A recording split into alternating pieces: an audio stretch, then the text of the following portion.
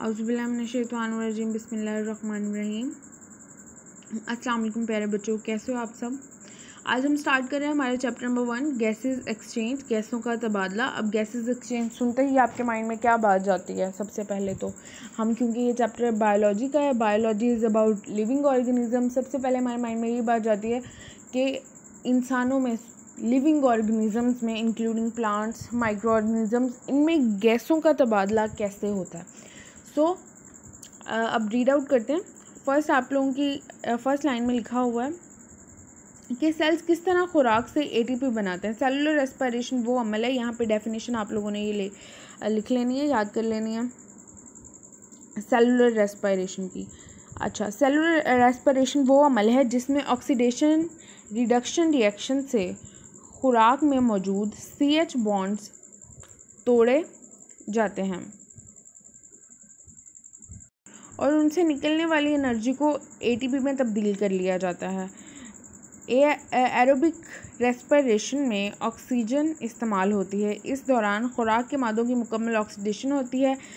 इस अमल में carbon dioxide और पानी बनते हैं। अब ये अमल क्या है, इसमें रिडक्शन होती है। आपके जो CH, आपकी खुराक में जो बॉन्ड्स हैं, आपकी वाइटामिन बॉन्ड्स होते हैं ना, कार्बोहाइड्रेट आपकी खुराक में होते हैं, वाइटामिन जो होते हैं बॉन्ड्स की फॉर्म में होते हैं, जुड़े होते हैं, उनकी तोड़ फोड़ होती है, ठीक है।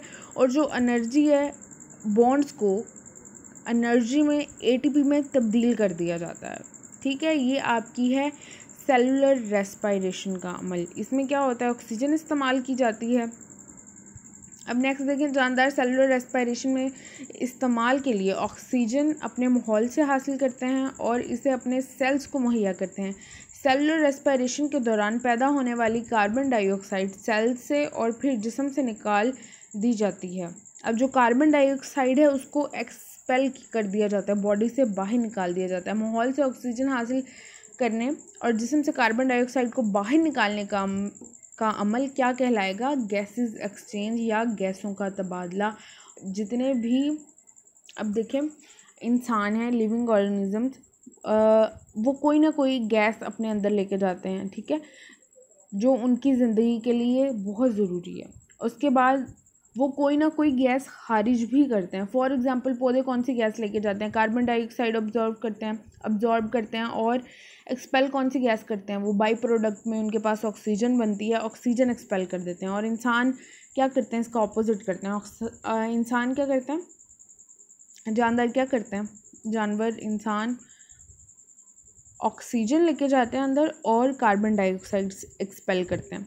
उसके बाद देखें, उसका ब्रीथिंग आपको बता रहे हैं, वो सेम वही आ गया, कार्बन डाइऑक्साइड का इखराज और ऑक्सीजन को अंदर लेके जाना। So this is over next page. ये हमारा अगला पेज है। इसमें देखें, अब यहाँ से स्टार्ट करें हम, पौधों में गैसों का तबादला।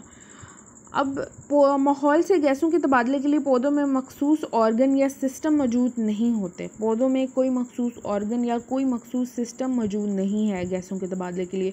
पौधे का हर सेल माहौल से गैसों का तबादला अपने तौर पर करता है। पत्तों और छोटी उम्र के तनों की एपिडर्मिस में स्टोमेटा मौजूद होते हैं। अच्छा, अब आप लोगों को पता है जैसे कि स्टोमेटा कहाँ पाए जाते हैं, ठीक है। पत्तों में स्टोमेटा पाए जाते हैं और तनों की एपिडर्मिस अपर लेयर को कहते हैं, उसमें स्टोमेटा पाए जाते हैं।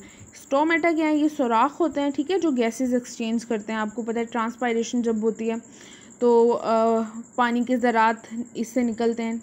अब देखिए नेक्स्ट रीड करते हैं। इन सुराखों के ज़रिए माहौल के साथ गैसेस का तबादला होता है। जैसे पहले कहा, स्टोमेटा के ज़रिए गैसेस का तबादला होता है। पत्तों के अंदरूनी सेल्स मीज़ोफिल, ये भी आपने याद रखना है। कहीं अंदरूनी सेल्स का जिक्र आ जाए तो आपको पता होना चाहिए कि अंदरूनी सेल्स कौन से हैं, मीज़ोफिल सेल्स होते हैं।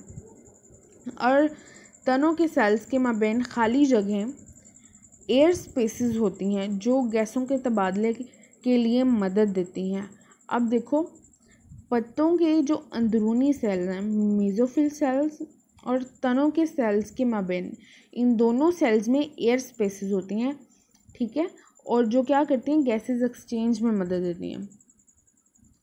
नेक्स्ट पैराग्राफ देखें। पत्तों के सेल्स को दो मुख्तलिफ हालात का सामना करना पड़ता है। अब जो पत्तों के सेल्स हैं उनको दो मुख्तलिफ हालात सिचुएशंस का सामना करना पड़ता है। दिन के औकात में जब पत्ते के मेसोफिल सेल्स फोटोसिंथेसिस और रेस्पिरेशन साथ साथ कर रहे होते हैं तो फोटोसिंथेसिस में पैदा होने वाली ऑक्सीजन सेलुलर रेस्पिरेशन में इस्तेमाल हो रही होती है। इसी तरह सेलुलर रेस्पिरेशन में पैदा होने वाली कार्बन डाइऑक्साइड फोटोसिंथेसिस में इस्तेमाल हो रही होती है। अब देखें, इसमें वो कह रहा है कि फोटोसिंथेसिस एज अ रिज़ल्ट क्या बनाती है। फोटोसिंथेसिस के नतीजे में जो ऑक्सीजन बनती है वो बाई प्रोडक्ट ऑक्सीजन बनता है ना फोटोसिंथेसिस में, और वो रेस्पिरेशन में यूज़ होता है। रेस्पिरेशन में जो बाई प्रोडक्ट क्या बनती है, कार्बन डाइऑक्साइड, वो फोटोसिंथेसिस में यूज़ होती है। ये दोनों प्रोसेस एक साथ हो रहे होते हैं और एक दूसरे को फ़ायदा पहुंचा रहे होते हैं, बेनिफिशियल होते हैं एक दूसरे के लिए। ताहम रात के वक्त जब फोटोसिंथेसिस का अमल नहीं हो रहा होता, पत्तों के सेल्स स्टोमेटा के ज़रिए माहौल से ऑक्सीजन ले रहे होते हैं और कार्बन डाइऑक्साइड निकाल रहे होते हैं। इसकी आपको इस बात की समझ आ गई। फोटोसिंथेसिस का अमल जब नहीं होता तो पत्तों के सेल्स क्या करते हैं, माहौल से ऑक्सीजन लेते हैं और कार्बन डाइऑक्साइड को निकाल देते हैं। ऑक्सीजन वो क्यों लेते हैं, रेस्पिरेशन के लिए। अब देखें कि नेक्स्ट आ गई आपकी डायग्राम। बच्चों डायग्राम्स आप लोगों ने मस्ट करनी है। बायोलॉजी डायग्राम्स के बिना कुछ भी नहीं है। एग्जामिनर आपको कभी मार्क्स नहीं देगा अगर आप डायग्राम नहीं बनाओगे।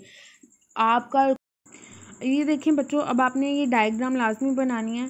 डायग्राम में फर्स्ट ऑफ ऑल देखें, ये पत्ते की डायग्राम है, ठीक है। एक पत्ते में गैसों का तबादला वो आपको एक डायग्राम के ज़रिए समझा रहे हैं और क्वेश्चन में आपने ये डायग्राम लाजमी बनानी है। होमवर्क में भी ये डायग्राम लाजमी बनानी है आपने। अब देखिए नंबर 1 ऊपर देखें, सबसे पहले क्यूटिकल है। What is cuticle? Shiny silvery layer होती है पत्ते के ऊपर जिसको हम क्यूटिकल कहते हैं, जो क्या करती है, पत्ते को नम रखती है, उसकी सरफेस को। अब नेक्स्ट उसके बाद देखें, क्यूटिकल के बाद क्या है, बलाई एपिडर्मिस। बलाई कहते हैं ऊपर वाली को, ठीक है। अब एपिडर्मिस लेयर, एपिडर्मिस में हमने पढ़ा ऊपर जैसे कि एपिडर्मिस में क्या होते हैं, मीज़ोफिल सेल्स, उसके बाद मीज़ोफिल सेल्स हैं, ठीक है। अब देखें उसके बाद नीचे इन लोगों ने ज़ेरी एपिडर्मिस दिखाई हुई है, निचला हिस्सा, उसमें क्या है, स्टोमेटा।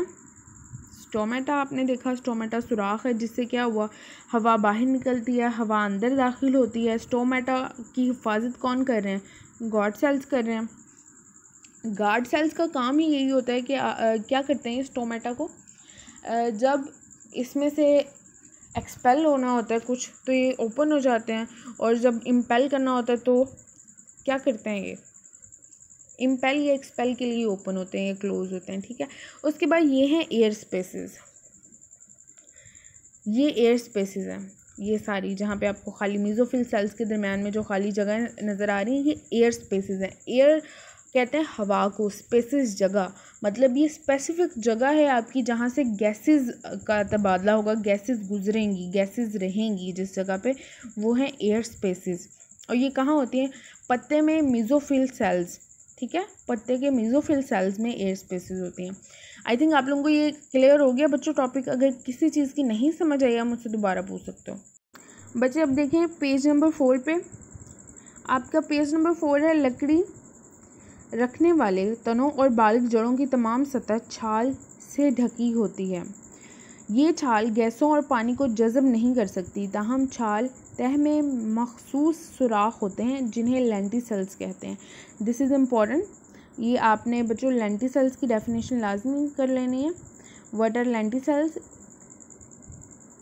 उसके बाद ये सुराख गैसों को गुजरने की इजाज़त देते हैं। अब ये सुराख क्या होते हैं, गैसों को गुजरने की इजाज़त देते हैं। आपने देखा होगा बहुत से दरख्तों के ऊपर छाल आई होती है जिसको उतार भी देते हैं, ठीक है। अब वो क्या करती हैं, उनसे गैसेस का तबादला नहीं हो सकता, गैसेस या पानी ना उनमें जज़ब होता है ना आर पार गुजर सकता है, तो उसमें क्या होता है, उनके अंदर सुराख होते हैं, ठीक है, जिन सुराख को लेंटिसेल्स कहा जाता है। वो लेंटिसेल्स गैसों को गुजरने की इजाज़त देते हैं, गैसों के तबादले में भी मदद देते हैं।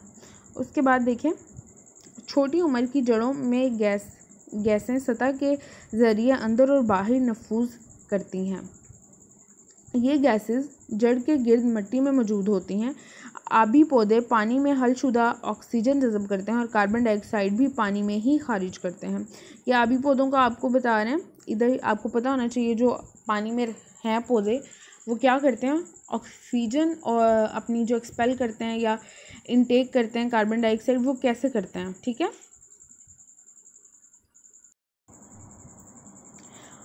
बच्चों, हमारा नेक्स्ट लेक्चर होगा इंसानों में गैसेस का तबादला। अगर आप लोगों को इस टॉपिक में किसी चीज़ की किसी बात की समझ नहीं आई तो आप मुझसे पूछ सकते हो। आपका होमवर्क ये है कि आपने एक अच्छी नीट एंड क्लीन डायग्राम बनानी है एक पत्ते में गैसेस का तबादला। ये जो आपकी फर्स्ट डायग्राम है, ये आप लोगों ने डायग्राम एक नीट एंड क्लीन बनानी है। और इसके अलावा आपका जो पौधों में गैसेस का तबादला, इसके छोटे से नोट्स बना लेने हैं आप लोगों ने। इजी नोट्स बनाने हैं, डिटेल में नहीं जाना इतना ज़्यादा, बस की पॉइंट आप याद रखें जिससे आपको पूरी स्टोरी का पता चल जाए। ओके बच्चों, अपना ख्याल रखें और दुआ में याद रखिएगा। अल्लाह हाफिज़।